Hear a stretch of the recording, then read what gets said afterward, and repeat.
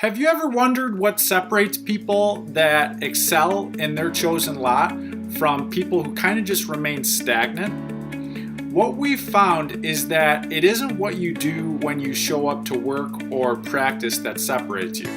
It's what you do when nobody's looking. Today, Alex is going to be talking about a hidden attribute called grit.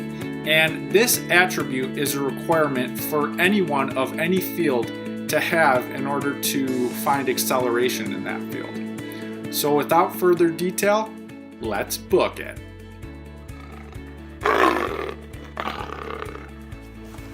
Hey guys, welcome back to Algorithm Empowerment. My name is Alex, and today I'll be talking about a book called Grit, The Power of Passion and Perseverance, written by Angela Duckworth. The reason why I chose to talk about this book is because one day I was looking for something to better myself and the people around me, so I chose the book Grit because since being a fierce believer in hard work, the title itself resonated with my belief on what it really takes to be successful. Just a quick background on the author. Angela is a graduate of the University of Pennsylvania, where she received a PhD in psychology in 2006, and currently she's working as a consultant with many organizations and companies in the fields of psychology and motivation.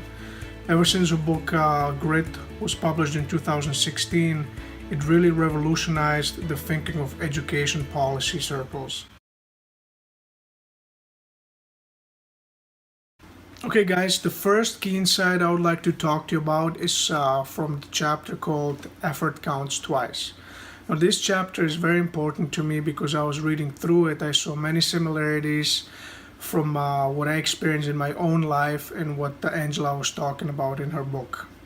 Basically, there's this graph where she talks about how in order for somebody to become successful, they need to put in twice the effort than anybody else, or the person that is average and the person that's successful at any particular activity. So if you're a talented basketball player or you're a really good mathematician or whatever activity you're good at from a talent basis, in order for you to become skillful at it, you need to put in the effort. Then later on, if you're trying to become successful at it or you're trying to compete, you also need to keep putting in continuous effort in order to get to that level where you can actually compete at the highest possible stages. The next thing she talks about this chapter is how experts, they try to zero in on a specific weakness and they try to improve at it. As an example, she used former Olympic swimmer Rowdy Gaines, who would talk about his practice preparation towards the leading up to the Olympics, and if his coach would ask him to hold a 1 minute 15-second time for 10 100s, he would try to obviously make those times. The next day he would try to hold a 1 minute 14. From this experience or from this example, what Angela is trying to put across is that in order for anybody to become successful or whoever ever was successful, they really put in the needed and undivided attention and effort in order to get to that success stage. This really made me think about my own experience in my own life as a former hockey player who was on a smaller size compared to my peers. In order for me to compete at the highest possible level, I had to put in the needed effort. What's the key difference here that I learned, and what Angela was also talking about, is that it is really easy to show up to practice or to work or wherever your bosses are looking at you and putting your effort, but the difference maker is what you're doing in your spare time. So if you go home or you leave the office and you find ways to better yourself, to work on your weaknesses, that is what's going to separate the success stories from not necessarily failures, but from the crowd, I would say. This was very important for me personally to read because it just underlined my core values on the success or what it really takes to be successful.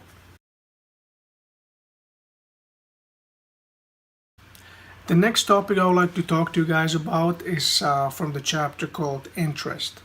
Angela talks about a person called Mark Ventry in this chapter, and she uses him as an example of somebody who didn't know right away that his interest can be developed through something he was doing just to make money from.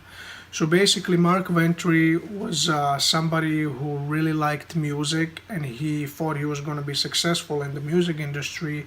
However, his plans didn't really produce the monetary gains he would really wish for.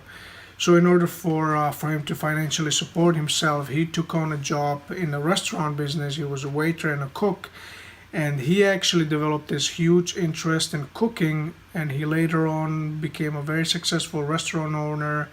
He wrote a lot of books about cooking and made several cooking videos as well. Using this new passion for restaurants, he actually combined his initial love for music, and a lot of times he would actually play, to his customers in his restaurants. So basically, he was able to combine two new passions into something he really enjoyed doing. So basically, the point in this chapter to keep in mind is that interest can develop from different scenarios, different situations, and it is a struggle that a lot of people, it looks like, go through nowadays, where they're trying to find their true passion, something they're interested in. But the thing to keep in mind is just do something that you feel like you might be interested in, or just don't shy away from trying in multiple things, and you never know that those might actually turn out to be something you really like. And that is something that was really important for me to read about, because no matter what you're doing, you might develop into a passion, like I mentioned, but you can also gain some new experiences from doing something you probably wouldn't have done in the first place. And the last key takeaway from this particular chapter is that even though you might find the interest that you really like, or something that you enjoy doing, there's not going to be every single day where you really, really like doing what you're doing. And those are the times where you really have to be gritty. You have to go through those days, and what better way to do so, or what better activity to do it in, is the one that you really enjoy doing. So these were my key insight I wanted to talk to you guys about from this great book, Grit, and I really encourage you to read it, because it's a very easy read. It's very self-explanatory and has a lot of useful information that can help you maybe open your mind towards new ways of thinking about certain scenarios in your life. Maybe you're struggling to find that extra motivation, or that push to do something you always wanted to do, or trying to get better at something.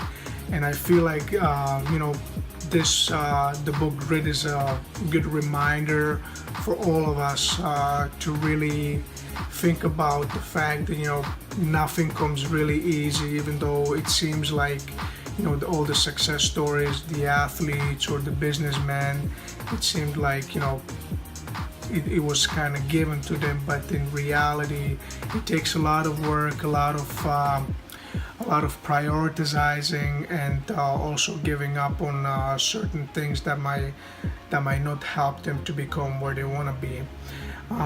Lastly, I would like to suggest to you guys is just keep a positive outlook on everything. Sometimes you might do something you don't like. It's whether it be a job that you didn't feel like you would be doing, but you have to do it in order for yourself to financially support yourself. But I would try to find ways to find something even within that career that you feel like you could benefit from. Maybe you can find a new skill that you can learn working in a restaurant, or being able to learn customer service, or you work in a corporate world. Maybe you work in the office and you have to do tasks that involve a lot of typing, or calling on a phone. That's another skill you can learn, and maybe you can use that in the career you always wanted to have. And just don't give up. And I promise you, if you always have a positive outlook, something good is going to happen to you. And this is also something the book Grit also talks about. So again, guys, thank you very much for watching, and don't forget, keep giving her.